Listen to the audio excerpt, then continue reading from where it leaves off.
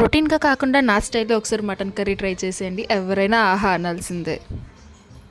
ముందుగా మిక్సీ జార్లో చిన్నగా కట్ చేసుకున్న ఉల్లిపాయ ముక్కలు, 2 మిరపకాయలు అండ్ ఒక స్పూన్ గసగసాలు, 4-5 ఎండు కొబ్బరి ముక్కలు లేదా పచ్చి కొబ్బరి ముక్కలైనా పర్లేదు, 4-5 లవంగాలు, ఒక బిర్యానీ ఆకు, చిన్న చెక్క ముక్క, యాలకులు 4, కొంచెం వాటర్ వేసుకొని మెత్తగా పేస్ట్ అయ్యేలా చేసుకోండి. ఇప్పుడు స్టవ్ మీద కుక్కర్ పెట్టుకొని ఒక స్పూన్ ఆయిల్ వేసుకొని ఈ గ్రైండ్ చేసుకున్న పేస్ట్ని వేసి ఆయిల్ బయటికి వచ్చే వరకు స్పాచులేట్ చేసుకోండి.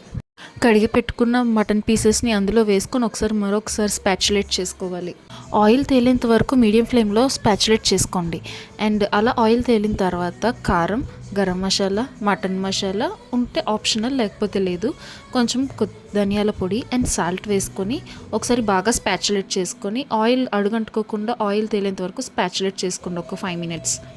అండ్ స్పాచులేట్ చేసుకున్న తర్వాత 1 or 2 టమాటోస్ ప్యూరీ చేసుకొని యాడ్ చేసుకొని మళ్ళీ ఆయిల్ తేలేంత వరకు స్పాచులేట్ చేసుకోండి.